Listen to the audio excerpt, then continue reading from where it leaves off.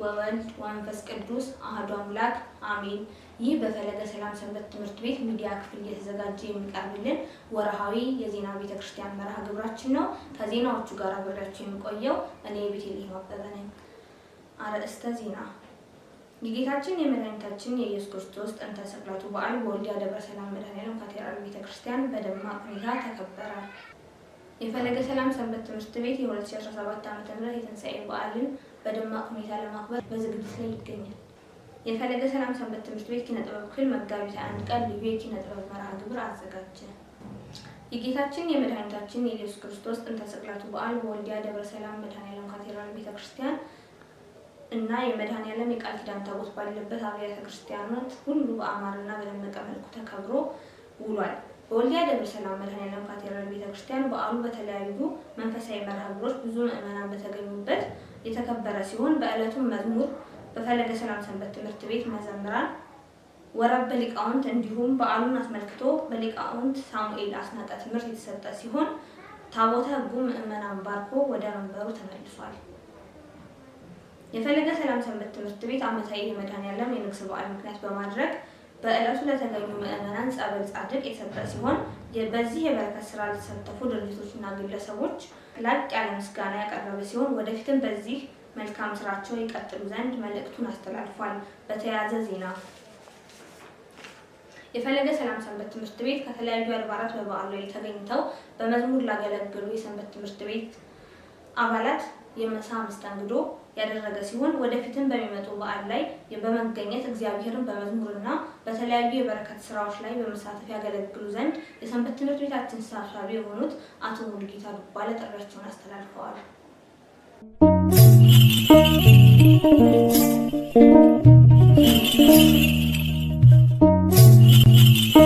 ሰው ብቻውን ይሆን ዘንድ መልካም አይደለም፣ የሚረዳው ጓደኛ እንፍጠርለት እንዳለው ቃሉ ለሰርጎ ምን አስበዋል?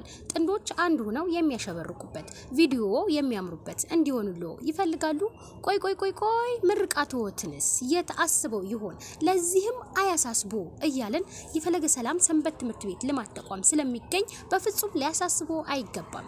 አድራሻችን መድኃኔዓለም ዳቦ ቤት አቅራቢያ እንገኛለን። በተጨማሪም ለሰርጎ የሚያስፈልጉ ሙሉ ግብአቶች የካባ የወንበር ሳህንና ኩባያ የኪራይ አገልግሎት እየሰጠ ይገኛል። ለበለጠ መረጃ በስልክ ቁጥራችን 0900322849 ወይም 0914821638 በመደወል ያገኙናል። የፈለገ ሰላም ሰንበት ትምህርት ቤት ልማት ተቋም።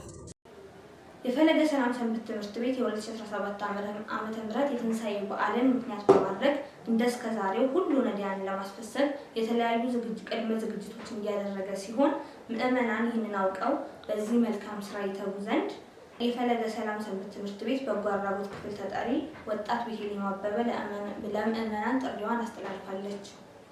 የፈለገ ሰላም ሰንበት ትምህርት ቤት ኪነ ጥበብ ክፍል መጋቢት 1 2017 ዓ.ም ልዩ ልዩ መርሃ ግብሮችን በማሰናዳት ልዩ የኪነ ጥበብ መርሃ ግብር አዘጋጅቶ በዕለቱ ለተገኙ የሰንበት ትምህርት ቤት አባላትና ጥሪ ለተደረገላቸው ምዕመናን ዝግጅቱን አቅርቧል። የኪነ ጥበብ ክፍል ተጠሪ የሆኑት ወጣት ናትናኤል ለገሰም እስከዛሬ በኪነ ጥበብ ክፍል ላገለገሉ አባላት የምስጋና መርሃ ግብር አዘጋጅቶ በአገልግሎት ይበረቱ ዘንድ ለሽልማት ያበረከተላቸው ሲሆን እንደዚህ አይነት የኪነ ጥበብ መርሃ ግብሮች ምዕመናን ወደ ቤተ ክርስቲያን ለመሳብ ጠቃሚና አስፈላጊ ናቸው በማለት ለዜና ክፍላችን ገልጸውልናል። የፈለገ ሰላም ሰንበት ትምህርት ቤት ስራ አስፈጻሚዎች ባደረጉት መደበኛ ስብሰባ ክፍት ለሆኑ ለአገልግሎት ክፍሎች ተጠሪ በመምረጥ በአባላቱ ያጸደቀ ሲሆን አዲስ የተመረጠውን ስራ አስፈጻሚዎችም ሰንበት ትምህርት ቤቱ ለሚቀጥለው ትውልድ ለማስተላለፍ የተሰጣቸውን ኃላፊነት በአግባቡ ለመወጣት ዝግጁ መሆናቸውን ለዜና ክፍላችን ገልጸውልናል። የወልዲያ ወረዳ ማህበረ ቅዱሳን ማዕከል በሰሜን ወሎ ሀገረ ስብከት ስር ለጉባላፍቶ ወረዳ ቤተ ክህነት ለሚገኙ ከ80 በላይ አብያተ ክርስቲያናት በጥናት የተደገፉ የመባና የመቀደሻ ልብሰ ተክህኖ እንዲሁም የተለያዩ መጻሕፍትን መጋቢት 23 ቀን 2017 ዓ.ም አከፋፍሏል። ድጋፉም ከምዕመናን የተሰበሰበና ከበጎ አድራጊዎች የተገኘ ሲሆን ከ760 ሺህ ብር በላይ እንደሆነም ተገልጿል።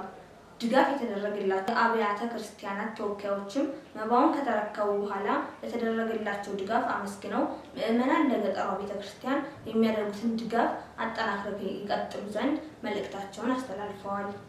የፈለገ ሰላም ሰንበት ትምህርት ቤት ልማት ተቋም በዘንድሮ የአገልግሎት ዓመት ከእስከዛሬው በተሻለ መልኩ እየተንቀሳቀሰና እየሰራ እንደሚገኝ ለዜና ክፍላችን ገልጸውናል። ለተጨማሪ መረጃ ሀረግ እያሱ።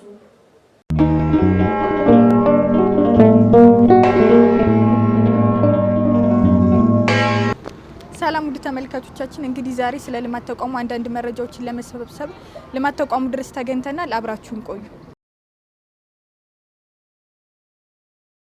እሺ ወንድማችን አብርሃም ጥያቄያችንን ተቀብለን ስለተገኘ እናመሰግናለን።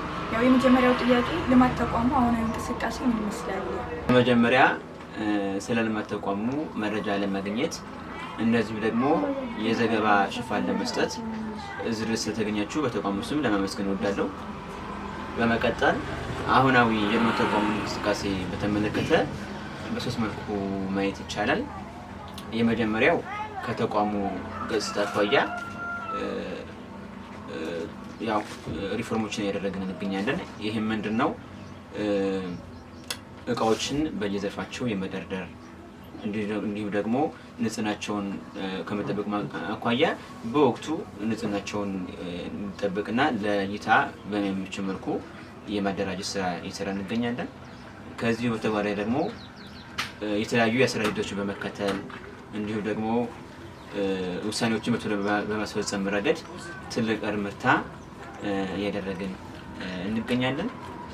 ሌላው ምንድነው ደግሞ ቋሚ ዕቃን ከማሟላት አኳያ በተለይ በዚህ ወር በከፍተኛ ወጪ ነው ተቋሙ ለኪራይ የሚሆኑ እቃዎችን በተለይ በዋናነት ወንበር፣ የፕላስቲክ ወንበር፣ ካባ፣ ሳህንና ኩባያ በግዥ ፈጽሟል። ይህም ተቋሙ አሁን ላይ ካላቸው የሚያሳያቸው እንቅስቃሴ አንዱ ዋናው ማሳያ ነው። ከዚህ ባሻገር ተሽጠው ትርፍ የሚያመጡ እቃዎችን ከማሟላት አኳያም እንደዚሁ በወቅቱ በመግዛት ምዕመናኖችን እያገለገልን እንገኛለን። እንደ ትልቅ ደግሞ ነገር የምንወስደው ምንድነው? እዚህ ጋር በተያያዘ ጧፍ በተመለከተ ገዝተን ከምንሸጥ አምርተን እንሸጥ በሚል እያመረትን እንሸጥን ነው። ከዛም አልፈን ወደ ማከፋፈል ሂደት ገብተናል። የሚያወጣን ከሆነ ማከፋፈሉ ያው ወደዛ ቢዝነስ እንገባለን ማለት ነው እና ከብዙ ባጭሩ ይሄን ይመስላል። እሺ መልካም። እንግዲህ ያው ከዚህ በኋላ እንደሚታወቀው የሰርግ ጊዜያቶች እየመጡ ነውና እንደ ተቋም ክፍሉ ማለት ምን አይነት እንቅስቃሴ እያደረገ ነው በሰርግ ዙሪያ? ጥሩ። ያው ቀድሜ እንደነገርኩሽ በተለይ ቋሚ እቃዎችን በተመለከተ ቅድም ሳነሳ ነበርና በዋናነት ምዕመናኑም እንደዚሁ ደግሞ አባላትን ለማገልገል ወይም ደግሞ ተካይቶ እንዲገለገሉ በማሰብ ጭምር ወቅቱን በጠበቀ ሁኔታ በቶሎ ግዥ ፈጽመናል። ያው አምናም እንደዚሁ ገዝተን ነበርና አሁን ካመና ከነበረ ላይ በተጨማሪ እቃዎችን ማስፋፊያ አድርገናል። ያው ወንበር፣ ሳህንና ኩባያ፣ ካባዎችን በቶሎ በአጭር ጊዜ ውስጥ ያው ግዢ ይፈጽማል። እንዳልሽው አባሉም ምዕመኑም ሰርጉ ያማረ የደመቀ እንዲሆን ለማክፍሉ እንግዲህ ስራ ይሰራ ይገኛል ማለት ነው። እሺ መልካም። እንግዲህ የልማት ተቋሙ እስካሁን ጥሩ እየሰራ መጥቷል። ከዚህም በኋላ ደግሞ ከዚህ ተጨማሪ ሌላ ስራን በደንብ መስራት ይጠበቅበታልና እንደ ክፍል አጠቃላይ ምን ለመስራት አስባችኋል? ጥሩ ጥያቄ ነው ጠየቅሽው። እንግዲህ ያው እቅድ ሲነገር ደስ የሚለው ያው ውጤታማ ሆኖ ሲታይ ነው። ግን ከነሳሽው አይቀር ልማት ተቋሙ በዋናነት በዋና ክፍያቸው መካከል ያው ለወደፊት የሚሰራቸው ሊያስባቸው በዋነኞቹ ስራዎች መካከል አንደኛው እና መሰረታዊ ነገር ምንድነው? ቋሚ የገቢ ማስገኛ ፕሮጀክቶችን መቅረጽ ነው። ምክንያቱም ይህ ሽጦ ማትረፍ ወይም ደግሞ አከራይቶ ብር ማግኘት ያው አንድ እርምጃ ቢሆንም ግን በዋናነት ግን ተቋሙ ኢኮኖሚካሊ ሊደግፈው ስላልቻለ ለወደፊት እንግዲህ ከሰፋ ጉባኤ ጋር በመተባበር እንዲሁም ደግሞ ከጽሕፈት ጋር በመነጋገር በዚህ ጉዳይ ላይ ቋሚ ኢኮኖሚ በምንመሰረትበት ዙሪያ ሰፊ ውይይት ለማድረግ ታቅዷል። እንግዲህ እግዚአብሔር ቢፈቅድና ቢፈቅድ ያለው ነገር ይሄ ነው። እሺ ወንድም አብርሃም፣ ያው እስካሁን ላቀረብናቸው ጥያቄዎች ተገቢው ምላሽ ሰጥተሃል። በመጨረሻ ደግሞ ማስተላለፍ የምትፈልገው መልዕክት ካለ እድሉ ልስጥ። እሺ፣ ማስተላለፍ የምፈልገው መልዕክት ምንድን ነው? ያው የተወደዳችሁ አባላት ልማት ተቋም ድረስ በመምጣት ያላችሁን ሙያዊ ድጋፍ የምታደርጉልን በዚሁ ጥሪ ያስተላልፋለሁ። ብዙ የሚሰሩ ስራዎች አሉ እና የተመታችሁ ያው ሙያዊ ድጋፍ ሀሳብ መስጠት ትችላላችሁ። ከዚህ ባሻገር ደግሞ የሚሰጡ የተለያዩ አገልግሎቶችን የኪራይ አገልግሎቶችን እንዲሁም ደግሞ ሽያጭ ላይም እንደዚሁ በመጠቀም ልክ እንደመመኑ መጠቀም እንደምትችሉ ለማስተላለፍ እወዳለሁኝ። እናንተም ደግሞ አክብራችሁን እዚህ ድረስ ስለመጣችሁ በተቋሙ ስም በድጋሚ ለማመሰግናችሁ እወዳለሁ። እስካሁን ስትከታተሉት የነበረው መርሃ ግብራችን ይህን ይመስላል። አብራችሁን ስለነበራችሁ ከልብ እናመሰግናለን። ከቀሩ የሰንበት ትምህርት ቤት መርሃ ግብሮች ጋር አብራችሁን ቆዩ። መልካም ጊዜ።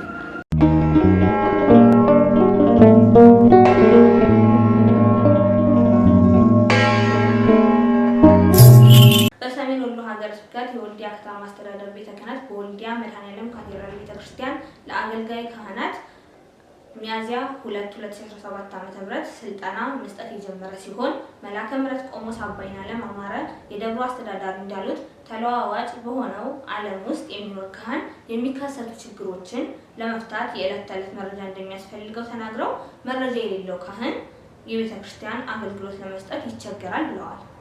ሰው በሌለበት ቤተ ክርስቲያን ውስጥ ማገልገል አይቻልም ያሉት አስተዳዳሪው የምዕመናን ፍላጎት መሰረት ያደረገ አገልግሎት ለመስጠት ስልጠናው መዘጋጀቱን ገልጸዋል።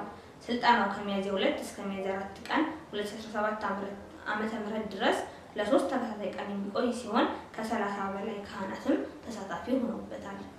ለዛሬ ያዝንላችሁ ዜና ቤተክርስቲያናችን ይህን ይመስል ነበር። ከቀሪ ፈለገ ሰላም ሰንበት ትምህርት ቤት መርሃ ግብሮቻችን ጋር አብራችሁን ቆዩ።